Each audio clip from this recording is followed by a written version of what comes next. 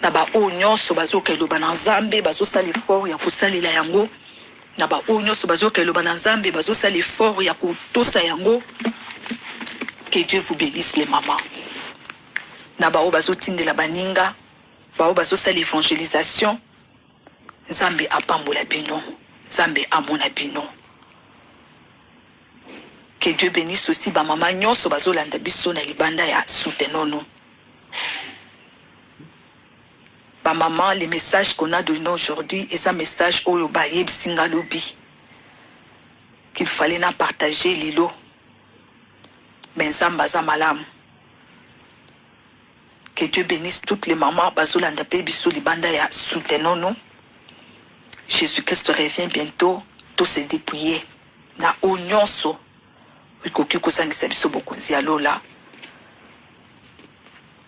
Shalom, shalom les mamans.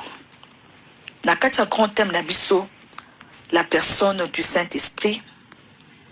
Batali sibiso, le rôle du Saint-Esprit dans la vie d'une femme chrétienne, c'est de l'amener au salut, c'est de l'amener à la repentance, l'évangélisation dans son foyer, famille, entourage, c'est de l'amener à la sanctification intérieure et extérieure. Maman Atali Sibiso, juste les 4 points où il y a rôle, il y a Saint-Esprit. Denge Bapé Sibiso na Jean 16, 12 à 14. J'ai encore beaucoup de choses à vous dire, mais vous ne pouvez les porter maintenant. Quand le consolateur sera venu, Esprit de vérité, il vous conduira dans toute la vérité, car il ne parlera pas de lui-même, mais il dira tout ce qu'il aura attendu. Il vous l'annoncera les choses à venir. Il me glorifiera parce qu'il prendra de ce qui est à moi et vous l'annoncera. Tout ce que le Père a est à moi. C'est pourquoi j'ai dit qu'il prendra de ce qui est à moi et qu'il vous l'annoncera. Encore un peu de temps et vous ne me verrez plus, et puis encore un peu de temps, vous me verrez parce que je vais au Père. Que Dieu bénisse sa parole. Ah, basuta isabiso, rôle ya Saint-Esprit. Batali sibiso, ndenge maman à la kisibiso, il nous amène au salut. Oui, le Saint-Esprit nous amène au salut. Yenda sali ke yondi mela Yesu comme Seigneur et Sauveur. Le Saint-Esprit nous amène à la repentance. Tant que katina Yesu, il doit renoncer à la vie passée. Ndenge zaché asalaki. Tant wakutana kina Yesu, Yesu ayebisi akokota na ndaku na ye. Tant wakoti na bom na ndaku na ye, alobaki azongi sebilo kwa batu nyonso azwaki. C'est la même chose quand le Seigneur vient dans notre vie et bongi to changer to longola nyonso ezalaki ya mabe. Le Saint-Esprit nous amène à Zali comme mabiso na évangélisation. Ndenge mama tesibiso, nous devons évangéliser. C'est ce que nous sommes en train de faire. Nous allons côté ya baninga, ndenge mama la kisibiso, azote ya bato famille na ye, baninga na ye. C'est un message qui n'est pas bien reçu partout. Biso nyonso même na ba famille na biso. Bazo ko ndima yango te. Pourquoi? Parce que batu balingi oya mokili. Batu balingi ba apparaître, batu balingi ba zala beau et belle. Ndenge mama na biso ate ya kibiso. Maman marka ate ya kibiso jour wana ke tout est beau et tout est belle. Ndenge na temps ya Noé, bana ya basi ya batu bazalaki kitoko makasi. Alors ememaki séduction katina mokili. Alors batu balingi message ya dépouillement extérieur te. Intérieur ango pe bazo ko kapete. Bako yipso nzamba tala ka motema tala ka libanda te motema ngo pe soko makambo ngo ezo changer pété. Alors ba mama eza etumba moko ya kobondela ka nzambe ye moko na ba âme na ye. Le Saint-Esprit nous aide, nous amène à la vie de la sanctification intérieure et extérieure. Yangonde tozo lite mikolo nyonso, tozala na vie moko ya sanctification intérieure na extérieure, ozali ko sepelisa Nzambe. Zamba pambola mama na biso parce que apesaka biso ba témoignage na ye de temps en temps. La grâce on Nzamba sala ye. Elle a tout parlé en long et en large. Et là, qu'on a ajouté Zalike. Lobby, le Seigneur m'a parlé. Nalala ki na moni. Azo ebisanga lobi Mariam. Yebisa ba mama. Préparer ba mama. Ayebisinga préparer ba mama. Parce que ba mama va empoisonner ba mama ebélé. Beaucoup de mamans seront empoisonnées pe ba kukufa. Alors préparer ba mama. Si quoi razo ebisanga préparer ba mama ebélé. Ba kukufa. Ba mama ebélé ba kukufa. Alors mbala moko na moni ba mama ba bandi kukufa. Mais bah, il ba maman ya groupe soutenons nous mais on m'a parlé tous les mamans en général. Directement na moni ba meminga quelque part na moni maman moko ya munene azalaki munene azalaki kokamba ba maman. C'était une maman. Na komi place azalaki na yebisenga lobi le Seigneur Jésus-Christ lobi tout préparer ba maman parce que ba maman ebele ba kozala empoisonné. Alors tout préparer ma maman. Maman n'est-ce quoi singa lobby? Naebi que pantalon, bijoux, maquillage et ça m'a bé. Mais c'est quoi comme il faut que le bela kango à tout maman. Donc cette maman, le fait qu'elle n'a pas ce message wana azala qui contente c'était. Parce que ça n'a que naebi que ça m'a bé, est-ce qu'il faut que le bela kango à tout maman et comme le cola tout soit embêté bateau. Mais l'essentiel n'a pas ce message. Ma maman nangai na réflexion ya ndoto la femme c'est l'église. Quand on parle que ma maman ba kukufa c'est l'église où ils allaient empoisonner. La femme représente l'église qui est empoisonnée. Ils allaient empoisonner na enseignement ya mabe où ils allaient koboma église en général corps de Christ. Alors, nous préparons les mamans. Ya kokuta na Yesu. Na kota li sabango o ezali loba na Nzambe. Na kati na ba mama soutenons. Beaucoup des églises sont mortes. Eza ya kokufa. Bazo pesa ba enseignement zo boma bato. Comme par hasard, j'ai parcouru na YouTube, na moni, Pasteur Marcelo, ba komaki titre, que est-ce que préservatif eza mabeto malamu nalandaka ete natika kolande kala nga bite nayoka nanu ye pas zoloba nini mais soki okoti yoki ça c'est tuer l'église. Pasteur Marcelo alobi soki mobali na mwasi bazosala rapport que mobali abwaki ba sperme na se eza lisumu te parce que on a nzamba bomaki parce que azalaki koboya kopesa prospérité na ndeko na ye, c'est pourquoi nzamba bomaki ye. Mais soki que moi na mobali ba osala rapport que mobali abwaki mai na se eza lisumu te soko ko sala ngote etali okobota bana ebele lokola okokoma na mundandi bana tala ebele eza malamu te il faut ko bwaka kamai na se pona ko espacer bana bien aimé na kokaki te na le but Seigneur c'est quoi et batu bazoloba amen. Ça, c'est empoisonner l'église. L'église est empoisonnée. Na enseignement modèle à bouille. Et tant qu'on a enseignement wana, yo peut ko arranger yo pourquoi parce que ozo mona ke osana besoin ya bana basala mibale misatu oko appuyer yango oyo biso tozote yo okobanda komona ngweza malamu te. Alors le Seigneur m'a dit de préparer les mamans. Oyo biso tozosala nous vous préparons. Parce que beaucoup de femmes vont mourir. Beaucoup des églises vont mourir. Bakokufa na nini na enseignement bazo pesa bango. Na enseignement bazo pesa bango batebele bakokufa. Alors ba mama Nzamba lingi biso makasi yango tozo yebisa bino ba vérité oyo. Makte ya oyo, ya tika pantalon, tika bijou, eza biso nde tolobi yango te. C'est la parole de Dieu. Eza na 1 Timothée 2:9. Tangaka Biblia. Deutéronome 22 zoloba yango. Biso to côté ya yo. Soko koyo kango, ce sont les enseignements où il y a bana, Eli, où Nzamba zali ko bongisa pour la vie éternelle. Et zali mate ya batunyo sauté. Ce qui ont critiqué, moi, ça ne m'a fait pas du mal parce que même Jésus-Christ ton wayaki, alobi, mes brebis, azolo baba brebis naye, alobaki batunyo sauté. Alobi, mes brebis connaissent ma voix. Bayo kaka mungongo nanga, soki na bengi bango, bako yoka, bako répondre nga.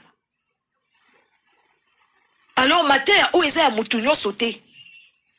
Soki mutoko critique ngo, comprenez seulement qu'il n'est pas un brebis. Yeso lobi ba brebis ba yebinga. Soki na bengi bango ba yaka. Ba yebi mungongo nanga. Ce sont les enseignements où Christ a préparé épouse naye. Où yaza épouse à Christ a koyoka. Akotika la ka tranquillité soki ayoki mungongo naye. L'épouse de Christ akotika la tranquillité. Mutu soki ake koluka mwasi na ya libala. Soki akutani vraiment na mwasi ya vie naye. Ata mwasi wana zaki na ba fiancé boni. Ata zalaki ko boya ye. Suka akostik akobala ye. Toka ba témoignage mwasi alobi na zaki na mobali azaki na mbongo ebele. Aye ko bala ngai. Famille nga nyonso bandimaki me mobali aye ko bima zaki na eloko te, na zaki ko linga ete mais na comprendre te to balani. Mais oya zaki na mbongo ebele abali ete. Tous se feront selon les plans de Dieu et la volonté de Dieu. So koza destiné, koza brebis à Seigneur Jésus-Christ, okoyoka mungongo na ye. Les brebis ne discutent pas. Brebis alobakate, muto alobaka mingi eza taba. Taba discutaka. Soki ba memi alobaka mingi. Mais un brebis akendaka, malembe, nandenge bakenda roboma ye alobakate. Abimisaka mungongo na ete. Il obéit. L'épouse obéit à son mari. Sokoza brebis, okoyoka. La Bible dit à quoi sert à un homme de gagner le monde entier? C'est un jour, il doit perdre son âme. Et avec quoi il va les récupérer? Maman, les lots soko se retrouver de l'autre côté. Qu'on comprenne que makambo bazote yo awa, isa ya solo. Ça fera mal parce que okozongate. Grâce na zongaki. Je ne dirais pas c'était un rêve. C'était aussi une réalité parce que j'ai souffert là-bas. Ce qui peut la mouka kite na ngana tika la kuna. Mais ça masala kinga grâce na zongi na kozonga na nga asalinga ngolu na se dépouiller. Ba maman tout se dépouiller. Kozanga lo la te pona pantalon. Ce qui ba okufi lelo bakolati so pantalon te. Ato okufaki na pantalon bakolongolo ango. Et là kwa liboso bakolongolo bolongole pantalon. Et bo fongole ba mèche, bolongole ba suki wana. Moi si moko ta kendaka na suki, bakanga na ba mèche, akendaka na pantalon te. Les londe ba commencer la audace bazo maquiller bembe. Bakolati so robo yo lingaka wana te. À quoi sert maman? À cause d'un pantalon, à cause des bijoux oyo kotikala na mokili. À cause ya ko blanchir peau. Olobi etoke ndata toke ne kokuta ngo kuna. Soko kuta ngo kuna nanya kundima yo. Soki Moïse abimisa bana Israël tozo kaka exemple na ye. Erreur mukasa la zamba lobi okota te. Bongo nga na yo. Ba maman, je vous en prie. On a yo kaka ezaki malamu te. J'ai vu les mamans mourir. Na moni herba pesinga message na moni ba mama ba bandi kokufa. Nde ba meminga place moko na ke ko yebisa maman na pas ko kanga ba mama. Les mamans ce sont les églises. Ba église eza ya kokufa. Ba enseignement bazo pesa na ba église eza ya kokufa soko kebite.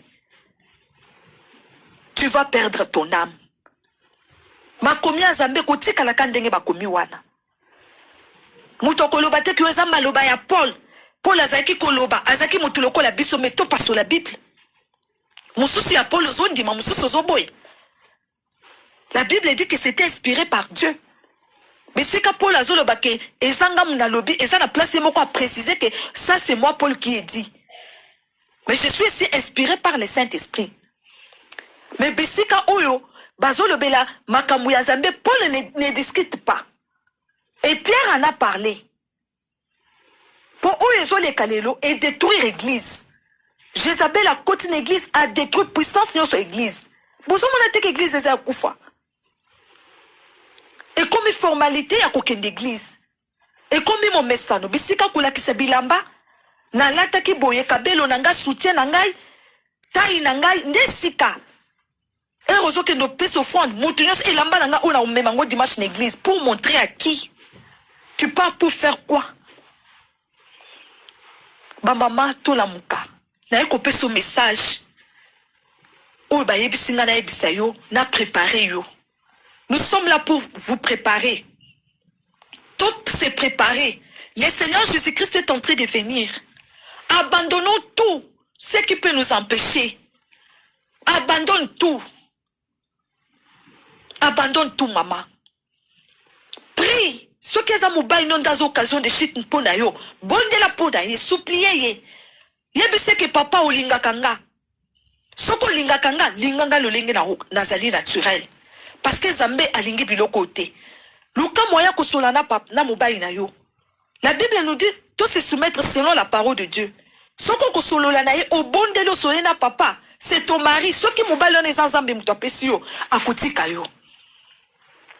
Ce qui andimaka yo na état ya malade, o tchake lo côté, o kobela 1 mois, 2 mois, o tchake lo côté papa zo supporter yo. Bongo kaka soko za en bonne santé, soko lobi na lingi na sala bonda koboya. Ba maman, please. Surtout ba maman ou baza marié, bazo dépendre na mibay na bango. Ba maman, zamba lobi ba sebele ba kufa. Eza église, eza pe basi mususu physiquement. Ba o ba koboya kotosa, la mort va entrer. Et tango kokufu kokoma wapi. Okokoma wapi maman. Okokende ko confesser ndena lifi le balobi kuna confession eza ya kosakana te. Malamu kutu bafinga yo na mukiliawa bachola yo ndenge bazochola mama Marie Claire wana yo polekisi na banzambe na yo wana nous acceptons mais l'essentiel to yebisi bino na taya Noé pa ganga ki baboya ki les chemins qui mènent vers la vie éternelle batu balinga kangote ce qui est la vérité ezalaka minoritaire nde bandi bakango soko moni bazo boyelelo banzambe c'est ça la vérité maman. Au moins, les bâtonnets se basent au bout été. Vérité, Yangoana. C'est la même chose, Nathan et Jésus. Il n'y avait que 12 qui avaient accepté.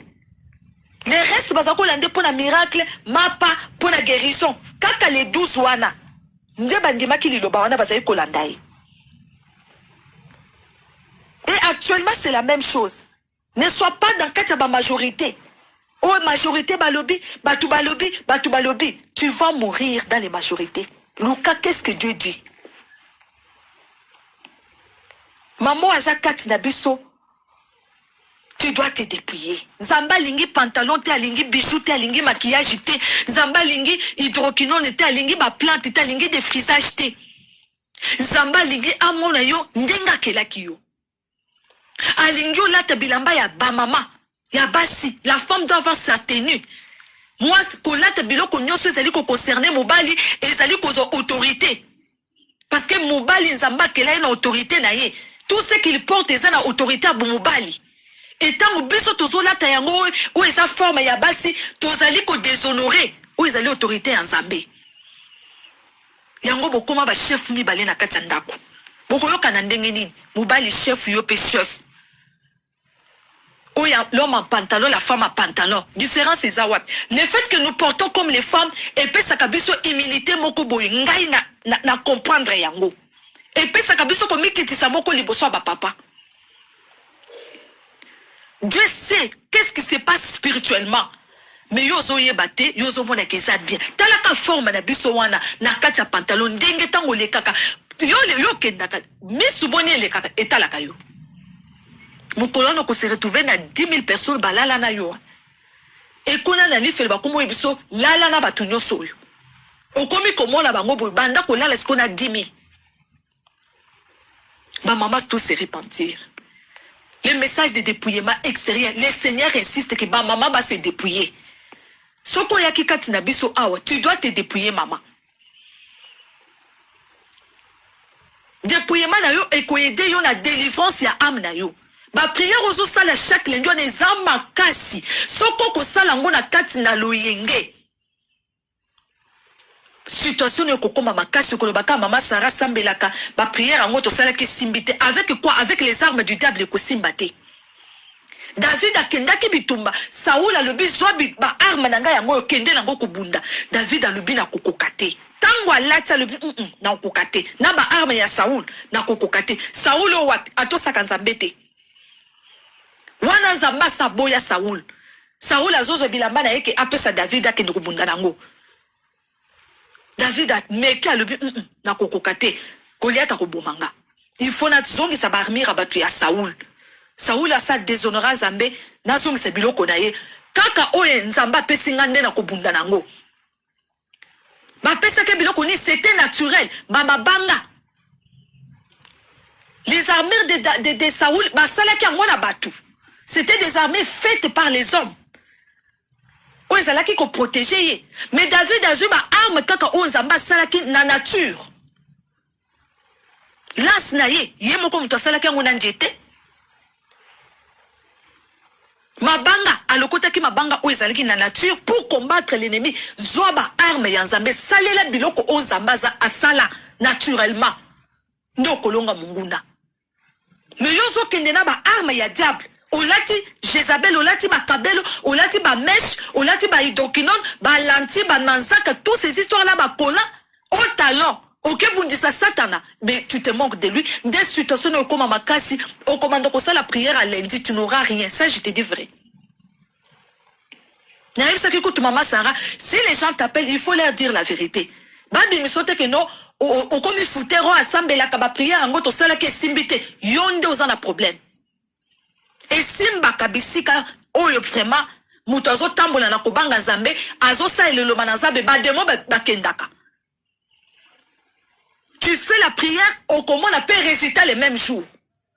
Au comment on appelle réaction à bademo wana. Maman, dépouille-toi. Tu dois te dépouiller. Et ça pour la vie na yo, et ça pour l'intérêt na yo. Ce n'est pas que ce qu'on se dépouille au comme moi, au comme kitoko maman. Toza ma bête toi kitoko. Ce qu'on moni moutoua se dépouille comme salité, azalaka de salité. Ça, je te dis franchement la vérité. Et ça, c'est que ce qu'on s'est dépouillé, bah, mitiki, moutouye mokonda zo mitika. Moutouye nde mokonda zo mitika salita, tiki siki ne salita, tiki akomi kolata bizarre, ye moko. Bah, ensemble, kitoko ezali. Bah, roba bien ezali, au vandi on anzoto bien. Souki na yo, okokwafe ango très bien. Na ndenge ya naturel. Tozo mona ngo na ba YouTuber bana basi na suki naturel bakanga kango atoku tuté bazo benda ngo ba chino bazo sala ngo ba coiffure na lolenga ko sakana te ba mama to se dépouiller to tika biloko Nzamba lingité moi biso basinde to détruire église ya Nzambe to détruire ba sali ya Nzambe lelo mo eba te vérité zate parce que bon bambongo na bino bozo pesa na ba église ba dimba ofan ba koma ko dépendre na bino. Et ils ont vendu la parole de Dieu. Bozo que l'église voilà tindenge bolingi. Moi eba yebi sebino eza soute. Kaka ndenge mama Judith alobi oyango obondeli na kola olobi Nzamba exorcer yo. Nzambe eza devoir na ya kozwa tso ya mutu nyoso. Obondela te akopi biloko kolia. Akopesa bonne santé. Et loko nyoso kanaki kopesa yo akopesa yo.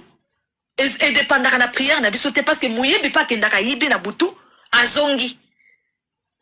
Ce qui est dépendant que parce qu'il y a yibi Nzamba linaki azo pema na ye lobi moyibi wana pe soki abeli Nzambe pa biki sakaye pourquoi baza ba créature na ye ti mukolota na ye ya punition ko salama mukolo Nzambe akosepela ke no makambo asali eleki azuye parce que mutu nyonso aza na ngonga na ye eza lokolo za na mwana na kati ya ndako mwana na za ndumba soko la bible ko otikelete opia ye opese aza mwana nakati ndako oboya kopia parce que ça na kindumba c'est la même chose atozola tamabe soko fukami osengi yenda tindo na mukili nde loko yebisanga bi Mariam ngamu na tinda batu nyonso na mukili eza devoir nanga ya ko soutenir batu nyonso ya ko pesa bango ya kolia ya kolatisa bango ko susciter na mutu nyonso soki mutu azobela na koyoka ye mais pona kokota na bokonzi nanga kaka bawo bakotosa eloba nanga ozoyoka. Ne t'en fais pas. Otelemi olobi na kola nzamba yoki yo. Eza devoir na parce que yo mitinda na mukilite. Eza devoir na yo il faut akanisa kolia no na tongo il faut akanisa ndenge no kozala ba ange il faut babatela yo bisika mususu accéder salami a épargner yo. Eza devoir na ye. Ce qui peut jour on ekana keke okufi na yo. Parce qu'à Monique oza lisusu utilité. Façon zambe abatelaka ba oyo baza ko mipese pa na ena batu na tozali batu nzambe na bana na nzambe. Alors soko za mutu nzambe nzamba ko batela yo akopesa biloko akolia ako soutenir yo mais bana na ye oyo bazoto se lo bana ye bango wana nde bakokota na bokonzi na ye. Il y a la différence. Tu peux te réjouir sur la terre au lequel on connaît son zamba pesio motuka voyage tout ozo se glorifier na kolata mabe na façon sur la désobéissance wana o le but nzamba za na ngai alors et le koni na kokende ko se dépouiller. La Bible dit la grâce est trompeuse. Peut-être au monde où il y a se dépouiller à souffrir pour nani yé kutu mtu a se dépouiller à souffrir ka pona kolia pasi. La Bible dit que les malheurs éteignent souvent les justes, mais l'Éternel l'en délivre toujours. Les disciples marchaient dans la crainte de Dieu. Quel était leur mode de vie? Et Zalakika kokukima par-ci par-là. Tant que vous avez s'engager dans le Lobanazam, le diable a coûté kayote. Nebisika maintenant c'était les maramakasi. Beaucoup des enfants de Dieu qui marchent dans la crainte de Dieu sont combattus na makambu nyoso basalaka. Diable a telemelaka biso. Na ba commerce, na mabala, na nyonso, soka simbio mabe, asimbio to azo nuire yo, po na nyo on s'engager pour tambola na kobanga nzambe. On demi kotika nyonso. Azo mono porte alo les akufungwama. Alors il faut empêcher yo. Mais yo muto sali le côté. Akotika yo progresser. Makamuno nyonso kende liboso. Po na ni asaka nyo déjà prisonnier ndenge mama Irène alobaka, les démons abatteurs. Apoteja kamuto na lisumu. Pour akola malam pour akufa na kati ya lisumu. Ba mama tout se dépouiller. Yo mutu za kati na biso ozobo ya message ya dépouillement bondela nzambe ke yebise ke Seigneur pesanga makasi ko se dépouiller. Soko za na posa nzamba lobela yo ko tape na nu chaîne. Ko diskita kate, ko kende ko tuna mobali na yo te kende ko tuna pasteur te. Mukolo wana ko za na pasteur te. Mukolano kozana mobali na yote yomoko kota pena nusheni ya yomoko lobi Seigneur lobela ngada makambo. Délivrance ya solo ya ngwana. Ozo luka délivrance ya makambo mais délivrance ya solo c'est d'abord toi-même. Na biloko ya Jezabel. Yebisa zambe lobela ngada makambo est-ce que ça ya solo to lukuta? Zamba ko lobela yo. Zamba est juste. Ngata on a tuna kinzamenga bi olakisinga na zana lifelo bazo katanga bazo katebiso mike na souffrir kuna. Okoye bisanga pour cause yebisanga ke soki yo yenga na kokende lifelo parce que olakisinga na zala kikuna. Ba mama Zamba répondaka kinga alakisa kinga ba pantalon ba bijou biloko nyonso nde bisikanga na yebaki. Et yemoko a dépouillanga bi fongola garde-robe no bimisa na bandiko bimisa nyonso. Muta dépouillanga c'est le Seigneur lui-même. Abandi côté yanga ndeleni na kolata ndeleni na kose coiffer abandi ko enseigner nga c'est apprendre na eko luka ba groupe oyo bato baza lokolanga ba mama c'est sérieux eza lukuta te soko kozongo ba aventure o lebi anga na eko luka lobiko okozo lobiko wapi na biloko ya Jezabel qu'on se dise la vérité atamba te yo tongo poko biloko wana eranda ka bato incrédule. C'est ce que le Seigneur m'avait dit. Et randa kabato incrédule à la parole de Dieu. O komanda ko ke le bananza ba yebiso eza yangote. Ko discuter no so discuter ce sont ces histoires là. Au moins que nzamba sala yo grâce ya ko connaître liloba oyo. Ba disciple bazala kina Yesu ozo yebisa bango bazo comprendre te. Ba yaki ko comprendre plus tard. Mais ça la trop tard te pona yo. Oso kufi ko comprendre ngo au-delà ndenge bazo yebisa biso que bato ebele ba kufi ba se retrouver na lifelo ba yebite pourquoi baza na lifelo Bake ko découvrir que makambo bazali ko sala ba yeba kite ke za mabe. Mais yo quand même tozo yebisa yo. Obimaki na mobali ya batu kende osenga mwasi ne pardon. Ozwaki mbongo batu kende ozongisa. Otrompaki papa luka moyen. Soki okokoka te oluki basani nzambe ba aider yo ke ko yebisa mobali no parce que okenda ko betela pasteur no yebisa mobali na yo te. Ovanda na ndako wana kimi ezate. Okozana kimi ndenge nini yo otrompe mobali na yo okebetela pasteur alobi yaka na bondeli pona yo esili ekosi esilita. Nyongwana eza yo na mobali na yo. C'est ce qu'on t'enseigne ici. Si tu fais, osana posa kokota na bokonzi alola. Ba maman, le Seigneur insiste na dépouillement extérieur na intérieur. Koyina bisote tolingio mingi. Kobaye bisote. Tolingio mingi, ce qu'on te dit c'est la vérité. Ne pense pas que tozangi mbongo kosomba biloko nyonso wana non. Je sais que Dieu a béni chaque maman Katina Bisso. Ces histoires-là, ça coûte combien? On les a toutes abandonnées pour le Seigneur Jésus. Parce que ça n'a tinaté. Nature elle-même, Bible, le ils ont enseigné binoté. Talandenge ba kokanga basuki ndenge katibiso mabandi na mutu. Talandenge ko défriser basuki ndenge pikoli biso basuki. Docteur moko zolo bake défrisa otozo tcha na mutu eza dangereux. Balobi mutu moko memeli docteur moko défrisa. Docteur a examiné le bien loko eza dangereux makasi. Et surtout ce que ezo kota na mutu ezo kende ko détruire ba cellule ya mutu. Nde ba sebele baza na problème ya ba myome, baza na problème ya ba cancer. Nyonso nezo uta wapi ezo uta na ba produit tozo kotisa na nzoto. Ezo kende ko déformer ba cellule o ezo kende parce que cerveau na biso eza connecté ti na ba trompe na ba ovule, tout est connecté au niveau du cerveau. Soko lingomo na ba période no ko yoka mutu e bando beta yo. Et puis mutu na soko landisa ngo bien ekokende ti na niveau ya ba trompe na yo et se connectaka. Mais tango yo zo tia ba défrisa na mutu. Ndezo memela biso ba trompe, ba myome, ba fibrone, ba malade belé. Ce sont ces histoires-là. Tango bazo yebisa yo ozo silika. Ce qui va yebisa yo conséquences ya parfum physiquement. Donc on comprend de yebisa que biloko nezo me malade. Ba maman, il y a beaucoup naturellement. Tout le bas fond de teint. Tango tchaka ngoto mona ke longino ndenge komaka. Oyebi poanye komaka bongo. C'est le fond de teint qui abîme ça parce que ça toxique. Ils ont bébé sa peau na yo. Tango socho zo mona ke naza kitoko. Tango tiete o mimoni ko komi mabe. C'est cette histoire là. Maman la muka. Zamba na poussa na yo okota na salut. Kolingato kufa bazolo bana c'est une mort éternelle. To la muka. To tika nyonso pona Yesu. Soko ndimela Yesu c'est pour la vie éternelle. Alors si tu aimes Jésus, tu vas tout abandonner pour lui. Tika zamba pambola. Maman la biso, Marie-Claire de Jésus. Na message a pesi biso mukolo lelo.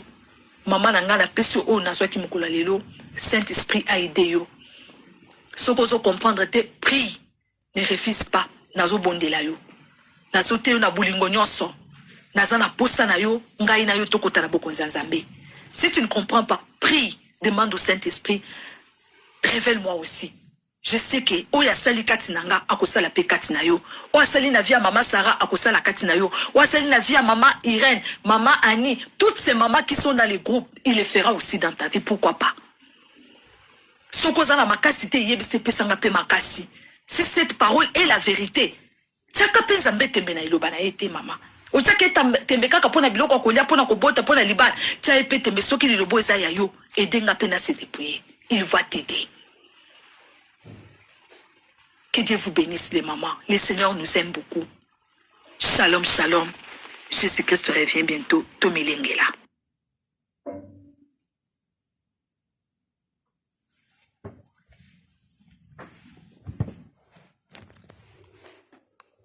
Wana ezaki message ya mama na biso Myriam Mutapesi.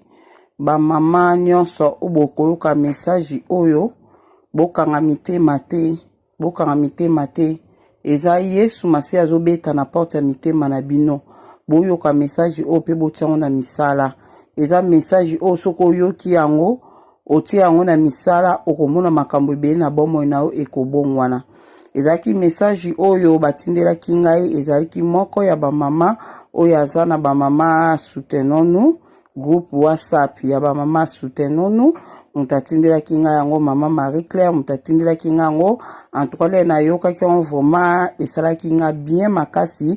Yango nalobaki ke na partager yango na bamama nyonso oyo boza na Adeline Télévision. Boyoka yango vraiment Nzambe aza na moko Saint-Esprit a accompagner message oyo na mitema ya batu nyonso oyo bayoki message au Saint-Esprit a accompagner batu nyonso. Na bonde bongo na komba tata pe ya mwana pe ya Molimo Santo. Amen.